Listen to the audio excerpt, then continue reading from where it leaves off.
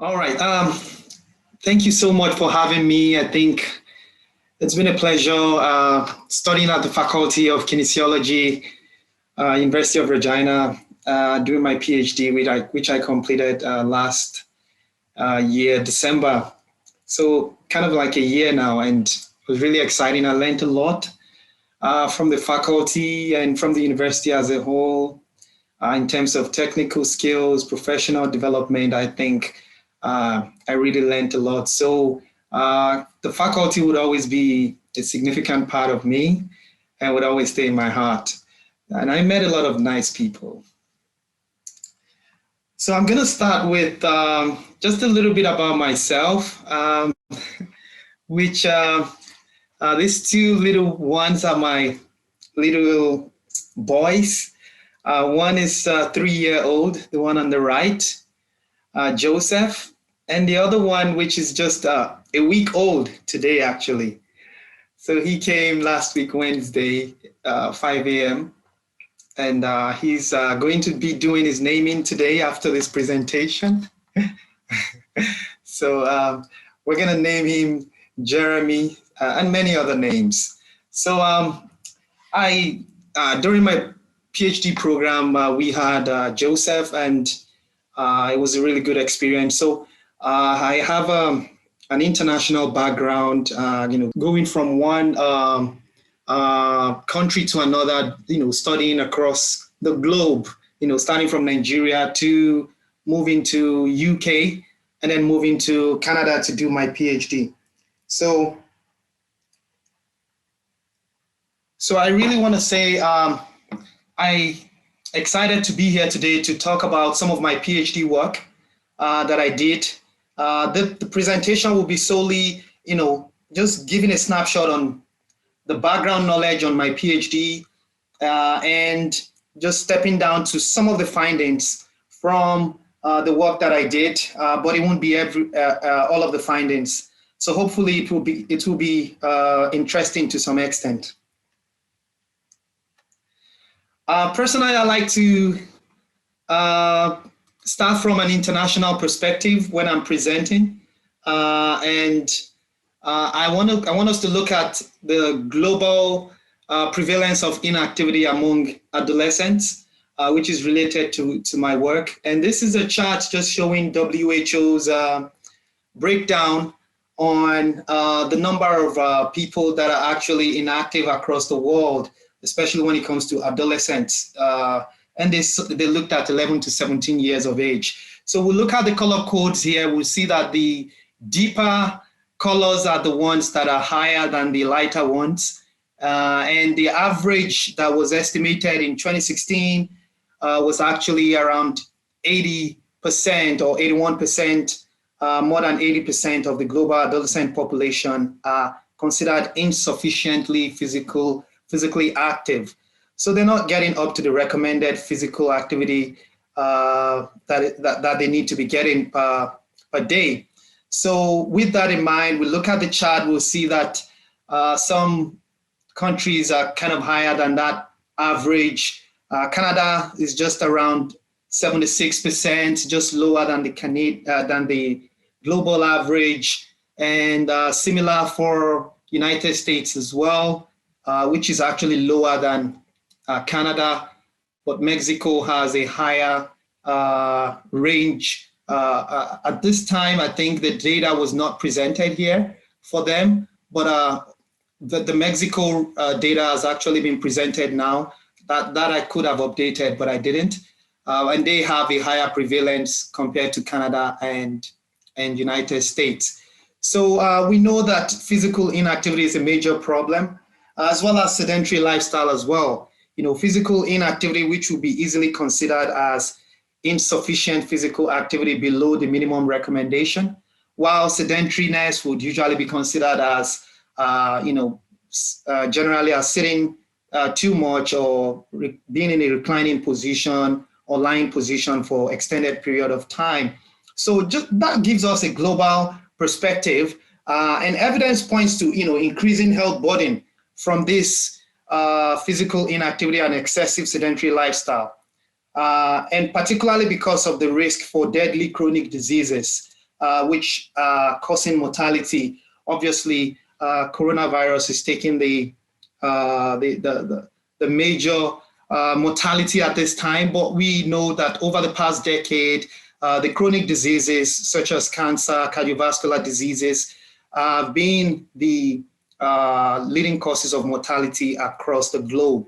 So now bringing that down to Canada, one of such evidence that shows how physical inactivity is affecting health across Canadian population is the COMPARE study that was done in 2018 that showed us that when we look at many risk factors of chronic diseases, or particularly cancer, physical inactivity ranks second, just after tobacco.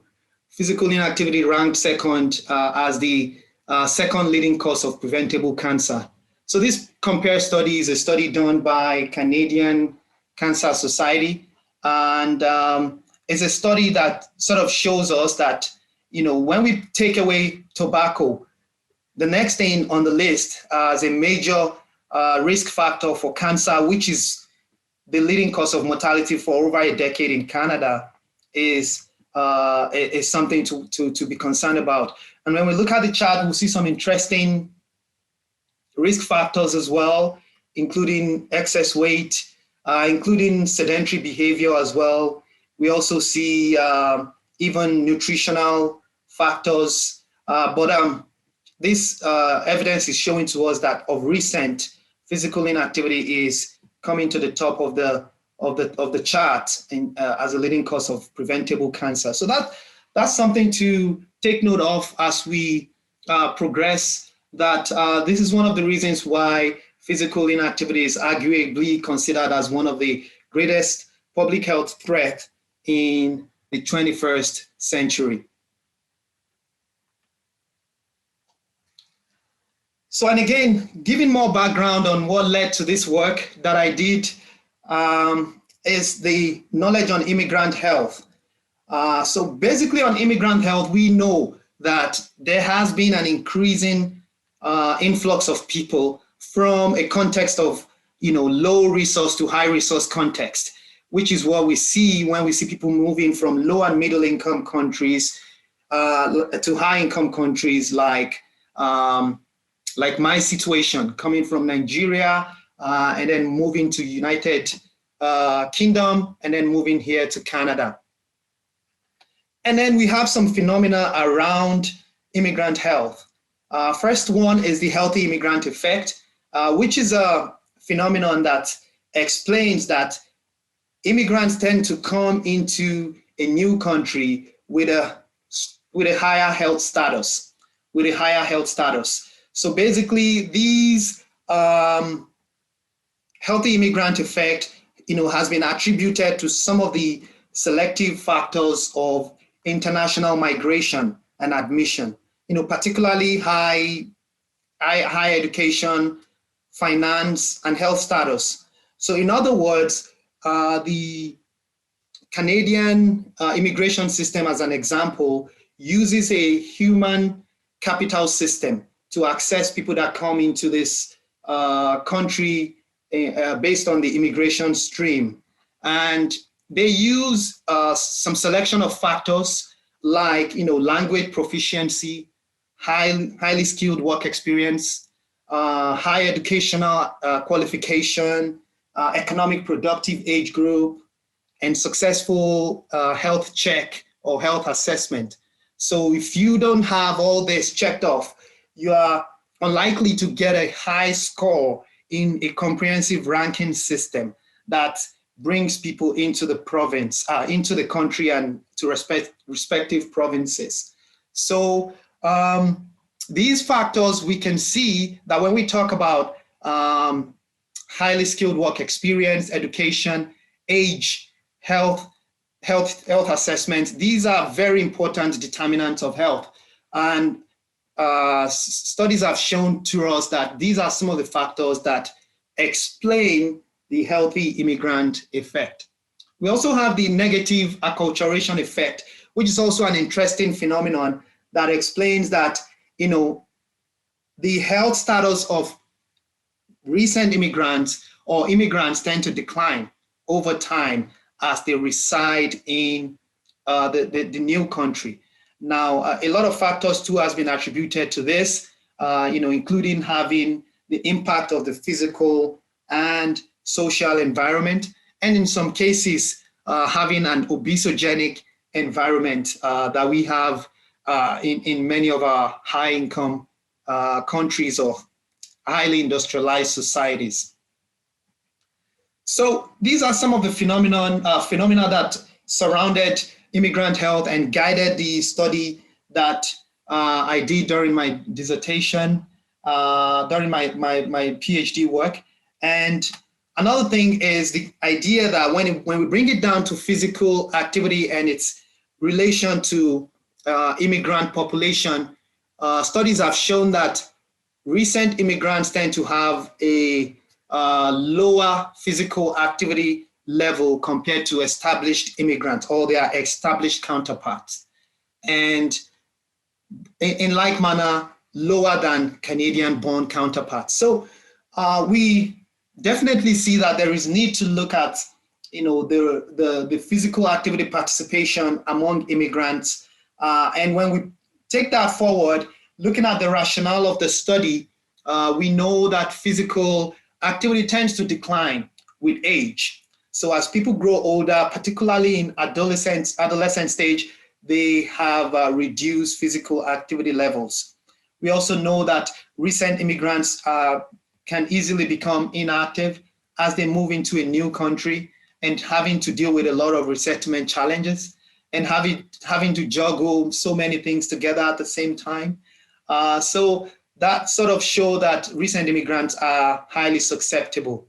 And then we have increasing influx of immigrants in Canada as well as in Saskatchewan. We know that the recent National Household Survey that was done in 2016, and I'm sure a new census will be done very soon by the government, showed to us that about 22% of the population are foreign-born individuals. So we know as well that of recent, there has been an increasing influx of immigrants, particularly to the Saskatchewan province. And we know as well that the Africa represents the second resource continent for immigrants in Canada, just coming after Asia, and ranking ahead of Europe, ranking ahead of America. And that's for the first time that Africa is ranking second. So we see that a lot of people are coming in from African countries. And so that led to, the rationale for this work, that if we have physical inactivity as a major challenge to public health, and we know that physical activity tends to decline with age, and we know that there's an increasing influx of immigrants in our highly industrialized societies, why not study immigrant population in relation to physical activity? And of course, no studies have looked at active living among adolescent children from West Africa in Canada. So that led to the purpose statement, which is to gain a deeper understanding of the perspectives of West African immigrant families in Saskatchewan and assess the impact of sociocultural environment on active living among their adolescent children between 10 to 17 years of age. That's usually so well stated that we just have to read it that way. And when I had to go through my PhD, you have to create your purpose statement in such a way that it captures as much as it can and you can read it at once. So I'm glad to be able to do that. So then moving on to some of the project questions that I looked at when I was working on it. The first one is, what does active living mean for the families and how is their understanding related to health? How do the families' perception on the physical, economic, and social environment impact the active living of their children during pre and post-migration? We also looked at how the cultural practices of these families impact their children's active living. And looked at what kind of model can be constructed from their actions and experiences. So some of these questions, some of the findings that I'll be presenting today would reflect many of these questions, but perhaps not all. So a constructivist grounded theory approach was deemed suitable for this study. And this approach essentially, rests on the notion that meanings and reality are collaboratively constructed from the perspectives of researcher and participants. In other words, rather than taking an approach of purely objective stance or taking an approach of purely relying on participants' point of view alone, constructivist grounded theory looks at more contemporary research patterns, combines that with basic principles of grounded theory, and look for ways by which you can co-construct meanings from researcher and participants' involvement together. So, this approach was also deemed suitable because this is an area that has not been really studied. And so looking into this area and coming up with something unique would require using a method that addresses that kind of study. So looking at the research approach from a snapshot, that there are two phases that were used. The first one is the immersion phase, and the other one is the conceptual phase. And of course, this falling in the qualitative research method approach. With the immersion phase, basically just having an understanding of what participants were talking about. And that was broken down into, these 5 steps. So, what sampling method were used, which is the purposive sampling method, and particularly a snowballing sampling method was used. And then going for data collection, transcribing, self-transcribing. So I transcribed all my data and did a member check-in, sending it back to participants to give their verification, add or remove any information. And then we have the initial coding process. So these are some of the processes that help me have a general understanding of what participants were talking about. And then moving on to more focused approach. So giving more focused meaning to the data was the conceptual phase. And throughout the process, a constant comparative analysis and memo writing was done. And this is also unique to a qualitative approach. And all this process follows a normal inductive bottom-up research approach. So bottom-up in the sense that you start from a wide collection of data, and then you find ways to streamline that to a narrowed meaning, as opposed to starting from a narrowed point and looking for ways to generalize the findings. So I guess that's sort of the uniqueness and the beauty of qualitative research work, when you can bring something that is wide and huge, and then you can find ways to synthesize that to a more narrowed meaning that relates to those sample that you're looking at. And if there are any questions as I'm progressing as well, please feel free to let me know so I can quickly address that. Okay, so then we moved on to participant recruitment. And this is a very interesting part of the project because, you never know how recruitment would go when you may have planned how it will go, but you find out that things just kind of change as you kind of start recruiting, and you have to stay true to your values as well. But at the end of the day, it was a good recruitment process. I used the snowballing technique. So I explored personal contacts, created posters, and tried to disseminate posters across so many community associations, immigrant service providers, faith-based organizations or religious institutions. Those are some of the places that I had to go to and connect with, and just sort of provided my poster for them to include in bulletins, for them to include in their notice boards, and also just making calls to a lot of community association leaders, because we have a lot of African community associations here in Saskatchewan.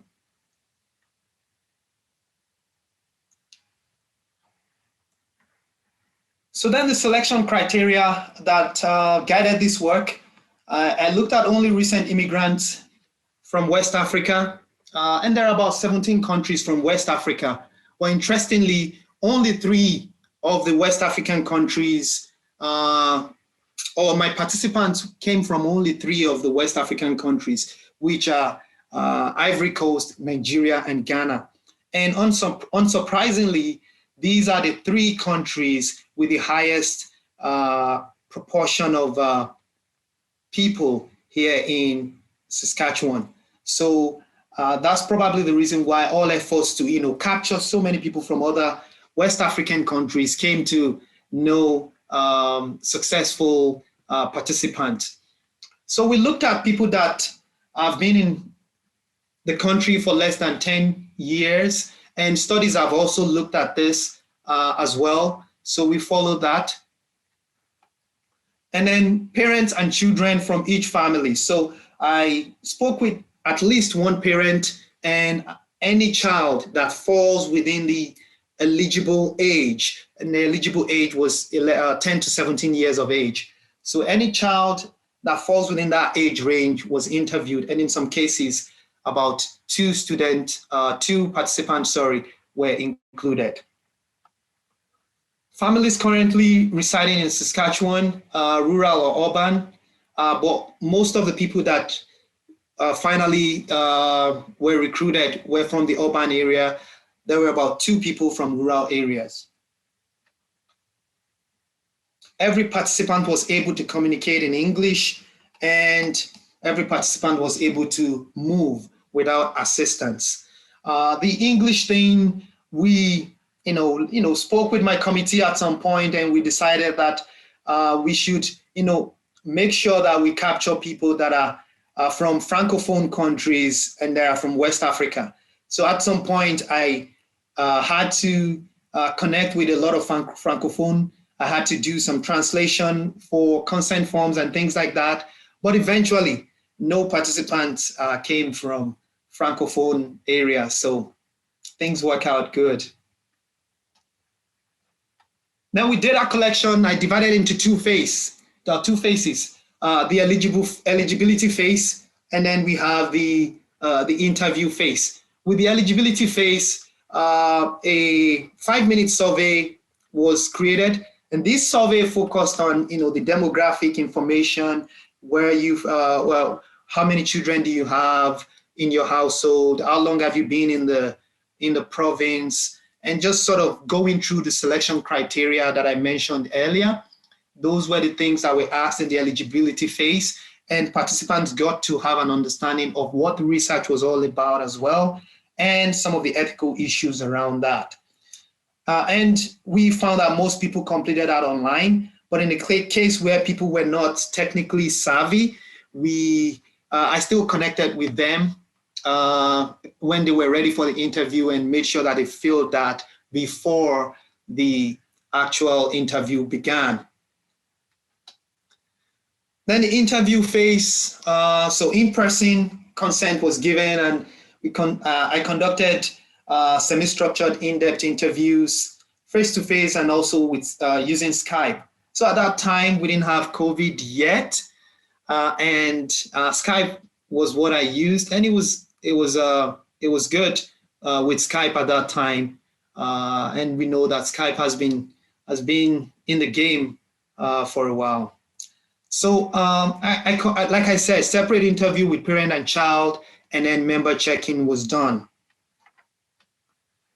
Then the analysis. So following the constructivist grounded theory approach, the analysis was broken down into all this, about 7 or 8 steps that I'll be explaining now. And the first step was the data collection and transcribing. Now, data collection was considered part of the analysis because grounded theory, constructivist grounded theory recommends that because we tend to listen with a discerning ear, we're looking for ways to probe, we're looking for ways to press even while collecting data, we are already doing some level of analysis, even though it's just initial kind of analysis. So analysis sort of starts from that angle when looking at this approach that I used. And of course, transcribing, the moment I continue to read the data, immersing myself into the data, starting to think about some things that I'm seeing in the data, analysis started. Then I used in vivo for the analysis, and the process that I followed in vivo also aligns with the grounded theory approach, which is, first being the initial coding, the line by line coding, phrase by phrase coding. In some cases, you even do a word coding, and the coding was represented as nodes on in vivo, and then following that with focus coding, whereby more significant codes were taken to a higher level and were connected to all the initial codes that align with them. And in some cases, some initial codes had to be put aside because they were not really connecting to the line of thought. But those codes were still kept in one separate folder and were revisited, for recoding in some cases and added back to the analysis. And that was represented as margin of nodes in vivo, and then moving on to forming of categories, which is represented as hierarchical nodes in vivo. Then, of course, the diagramming, the memo writing, and things like that. Constant comparative analysis was used, so comparing data, comparing data with codes, comparing codes with categories, and doing that all the way throughout the analysis. And theoretical sampling is also unique to grounded theory. Theoretical sampling is a sort of sampling that encourages you to find gaps in your analysis and press on those gaps for subsequent data collection until you reach a point of saturation.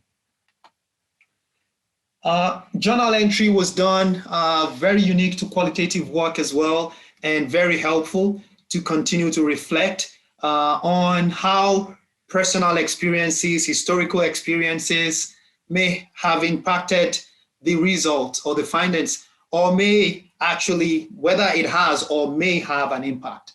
So I did an upfront reflexivity, and during the work as well, I did reflexivity, just sort of highlighting, how my background, my academic background, my cultural background, my academic background may sort of be, may have an influence on the findings of the work. And trustworthiness is also very important for qualitative work. So after all the analysis was completed, I created a 2 to 3 page summary of the findings sent to participants to verify and see and just, respond to some questions like, is this findings reflective of what we discussed in our interview? And do you see this finding explaining the perspectives of West African children in Saskatchewan as it relates to active living? And we got some feedback on that as well, which was integrated into the analysis. So there were 6 themes in all. The first one being that we saw that the families have an experiential knowledge of physical activity and benefits. There were some facilitators of physical activity that were highlighted for the West African children. We saw that engaging together as a family was a key theme for them. And we saw that the children were really interested in engaging in risky play, which is one of the ways that is recommended to improve active play or improve physical activity for children. And we saw that the parents usually have some form of conditions associated with their children's domestic activities. And the last one is the acculturative experiences associated with their active living. And acculturative in the sense that, maybe I should define what acculturation means. Acculturation simply means the sort of practices that we see among immigrants when they migrate into a new environment and they are looking for ways to either integrate into the new cultural practice or retain their heritage practices. So that process of finding yourself transitioning into a new environment is what we call acculturation. And there were some perspectives related to that, especially in terms of comparing their pre-migration experiences to post-migration experiences. So these findings that I'll be highlighting today will be related to this sixth theme more specifically. So there were 5 sub-themes that came up with this particular theme. And these sub-themes, I'll be looking at each one of them. The first one is the nature of activity transition. Nature of activity transition. So I'll be looking at a lot of transitional factors. Again, like I said, the first theme showed us that the transition from unstructured physical activity opportunities to structured physical activity opportunities was what the participants reflected upon. So they mentioned that, pre-migration, they tend to engage in a lot of whether leisure or non-leisure unstructured physical activity. And that was their sort of normal routine. In some cases, they do that for, maybe active transportation. In some cases, they do that for basic necessity of life, like farming, like even drawing water from the well and walking distance. And in some cases, they just do that for leisure, like we see in the quote here from one of the, this was a quote from a 10-year-old girl, actually, who said that chasing chickens was what she did back at home. And for some reason, she does that. She will play with her little brother, and they would just be chasing chickens all around. And she said that is physical activity to her because it means you're active and moving. So I thought that was really cool and interesting. And it's one of the quotes that I really love so much. And you see that that's why it's included in the title. But then when we look at the post-migration perspective, many of the families and their children are now transitioning to structured opportunities. This seems to be a challenge for many of them, especially from a family's perspective. The children easily transition, but from a family's perspective, this was a challenge for the parents. And they said that, basically things are so structured to the extent that their children don't seem to be getting a lot of opportunities to be active. And of course, there are so many factors that could have played a role in this. But in general sense, they mentioned that their children are less active post-migration due to these structured opportunities that they only get.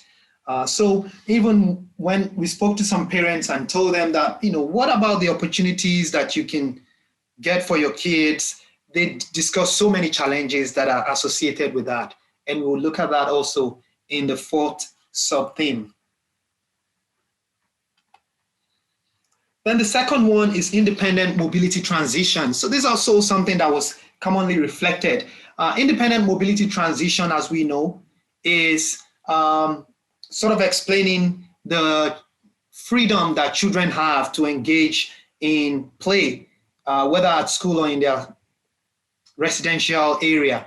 So especially without or with minimal adult supervision.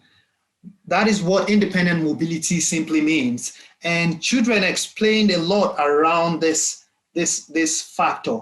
And their explanations majorly stayed on the fact that, pre-migration, they have a lot of freedom. They have a lot of independent mobility. Back at home, they could just be in their neighborhood and just doing things, and nobody would, have to worry about them. But when they transition to Canada, they say that their free play time has actually become a challenge for them. They say that, they don't really, in some cases, they have free play time, but they're not able to engage in physical activity with those times.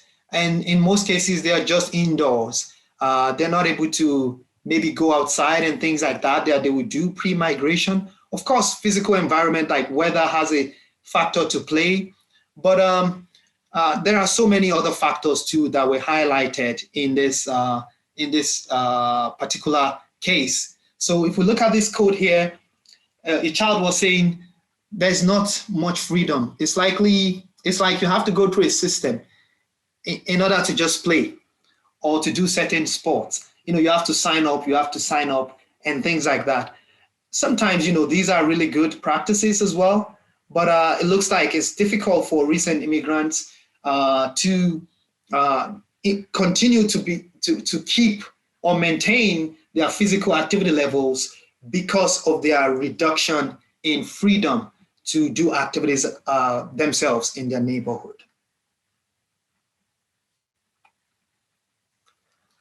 Then the third sub-theme, is the neighborhood living transition. This is also another interesting point that was made by the participants. And most of them mentioned that they are now transitioning from a communal living back at home to a private living here in Canada. They mentioned that back at home, everyone is everybody's neighbor, and every kid is every parent's kid. You can just be in the neighborhood, and every parent in the neighborhood will be watching after you as a child. And you could, step outside or go somewhere, and your kids will be well watched by people in the neighborhood. And that's very common back at home, sort of that communal living. I'm sure some communities too have that here in Canada, but it's just not as common as what these families were used to. And this was commonly reflected that they find themselves just staying indoors or isolating. And in some cases, when they try to connect with people in their neighborhood, the responses are not really favorable. So this is a quote, the second one, by a parent that says, unlike back home here, you don't even know who your next door neighbor is. So those are the little things that make a difference between physically active in Africa and here in Western country. So this particular sub-theme had a lot of factors associated with it in terms of outcome. It plays a role for socialization for the children, which is a key factor for physical activity. It plays a role as well in, trust in people in the neighborhood. When you have trust in people in the neighborhood, we know that studies have shown that neighborhoods that have social connectivity, social cohesion tend to have a lot of important health determinants on the high side. So this sub-theme was a very interesting one that was mentioned by the participants. So then moving on to the fourth one, which is the challenges, dealing with challenges. So as they migrated, that transitional process, they mentioned a lot of challenges that they have to go through in terms of their acculturative sense. So comparing pre-migration and post-migration and having to transition into a new environment. One of them is competing priorities. Now, as I mentioned, people who come to this country, they come in with high educational status. They come in with highly skilled work experiences. But when they come into the province, in some cases, they find it hard to actually get a job, or they find it hard to stabilize themselves or even be at the level that they were before they came in. So that makes it difficult for them to prioritize physical activity above things like, working double jobs or combining work and school. Many of them have to go through career transition when they come in and have to going through the university again and things like that. So these are sort of the priorities that take over most of these families. And before they can have time to spend time with their children outdoors or something like that, they're just gonna prioritize these things first. So that was one of the challenges mentioned. And of course, lack of resources, especially financial resources. And many of them were not aware of even free opportunities that are available within their vicinity or within their surrounding. They're not aware of, subsidized programs. They're not aware of Kids Sport. They're not aware of Jumpstart and things like that. Screen time as well was a major challenge, particularly for the children themselves. Screen time as a hobby is a sub-theme or a category that was highlighted.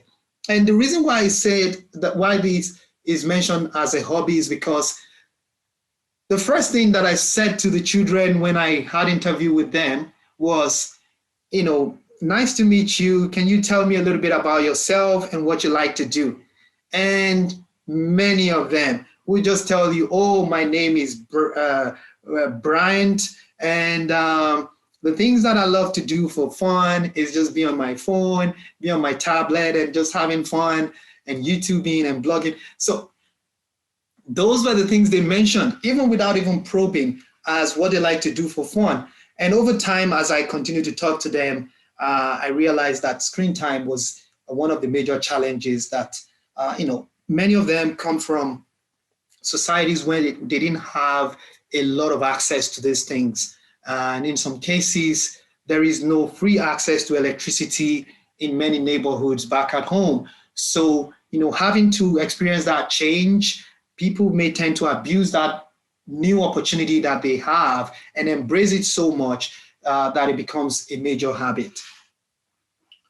Then we have the physical environment, of course, the weather, which was mentioned by many participants. Some children actually said that they will be interested to go out in the winter and have fun, but that is also dependent on their parents allowing them to do so. So it was considered a major hindrance for them. Of course, we also find that as a hindrance. But lack of space is another physical environmental challenge. So many people lived in attached households or apartment households. So it becomes difficult for them to just have space to run around, unlike what they were used to pre-migration. And as such, they just try to do stuff in their apartment. In some cases, they become noisy and neighbors come and knock on their door and then tell them that they have to keep it down. So, and that just sort of tells them that, oh, you have to just leave running around or things like that when you're at home. So many of these kids mentioned that before you can get a place to, spend some time to move around when you're at home, you would need to get to a park or something like that. So they really complained that lack of space was something that hindered them. However, a few of them who have stayed in this province for longer, especially those ones that have been in Canada for 9, 7, 8 years, mentioned that they've actually had to transition from one neighborhood to the other until they got to a neighborhood that felt safer, that felt okay for children to just be around the house outdoor and do stuff. So it looks like, as people transition over time, they tend to find more space, especially recent immigrants. And then we have the social environment. Of all the challenges mentioned, social environment was highly reflected upon by the recent immigrants that were sampled in this study. And the first thing was the safety in the neighborhood. Many felt that the neighborhood was not as safe as they would prefer to have their children outside or to have their children just play freely.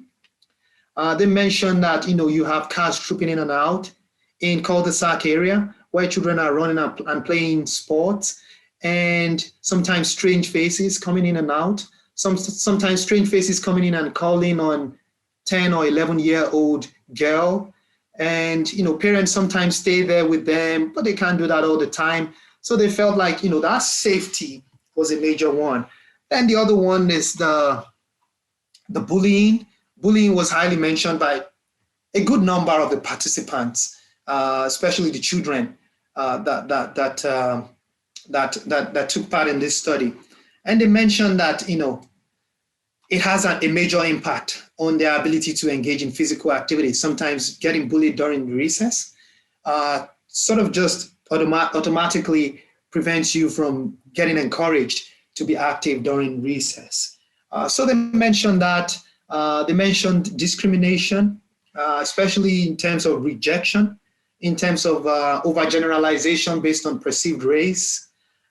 With discrimination, some of them mentioned that when their children try to engage in neighborhood play with some people in the neighborhood, they find ways not to include them.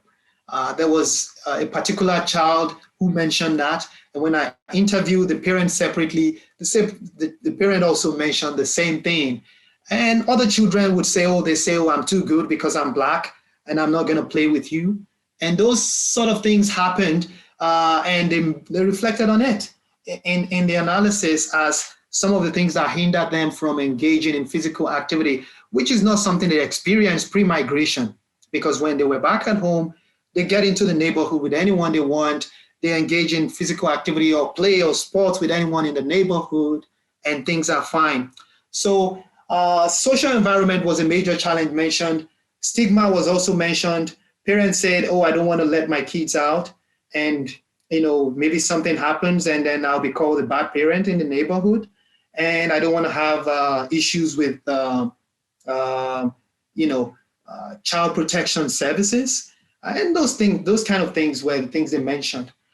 On the other side, there were some, outcomes from this. There were some positive outcomes from this, because those that experience rejection find ways to cope. So as I interview them, I also probe them to talk about things that they use to cope. And many of them say, although this affects their socialization interest, they still find ways to cope around it through mental toughness, resilience, speaking to their support network. But interestingly, they don't feel comfortable telling their parents. Most of them told their friends, their teacher, their brothers or sisters, actually.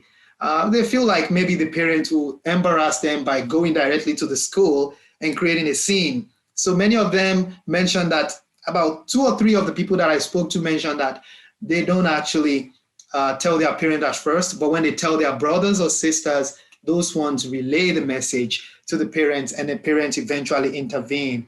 So many of them find ways to just be tough, just to, be resilient, and striving for excellence as well, especially when doing sports. They find ways to strive for excellence. They mentioned, their parents and the children mentioned that as long as you're good at this thing, you're always going to be reckoned with. So they find ways to strive for excellence as coping mechanisms for these challenges.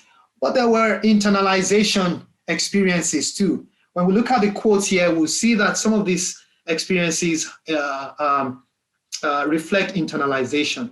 Well, first of all, the first quote is saying, this is a 10-year-old girl that says, she was meaner since in the class, I'll be the one that has done all my work before everyone. She'll get mad that I'll be done before her. So at recess, she would always have to find me, get near me, and have to hurt me. This is a 10-year-old girl experiencing this kind of bullying in the school.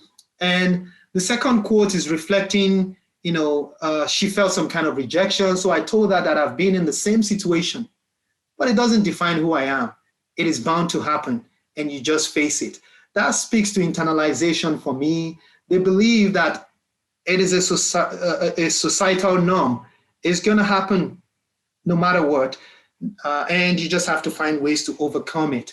So, I think the recent immigrants tend to go through a lot of process that builds their resilience, helps them to cope with some of the resettlement challenges. And then the final one is the cultural adaptations. So in 2 phases, the first one, language adaptation, was commonly reflected, and then moral behavioral adaptations too. With the language adaptation, we saw that many were actually willing for their children to quickly pick up. Many were actually interested in, encouraging their children to really adopt new practices like language, accent, and things like that. And it helps them too as a family. But with the behavioral aspect, they said we would like to retain our heritage practices. So I'm just going to speed up because of time. All in all, I proposed an acculturative model from the findings, and I proposed a three-way model that says that there are going to be three major factors that determine or shape West African children that I sampled, their experiences with active living. And that would include the transitional factors, the internal factors, and the external factors. And this reflects generally the findings from the entire work. And maybe at some point, I can sit down with someone else to chat about more of the connection between this model. So in conclusion, this study helps to give a deeper understanding of active living experiences among West African immigrant children, provides a unique perspective on pre and post experiences, help to inform immigrant service providers within the society, and provides in-depth knowledge on active living among immigrant children, and also has recommendations for future research in this field. So thank you so much for listening. That would be the end. I know I've spent too much time, but thank you so much.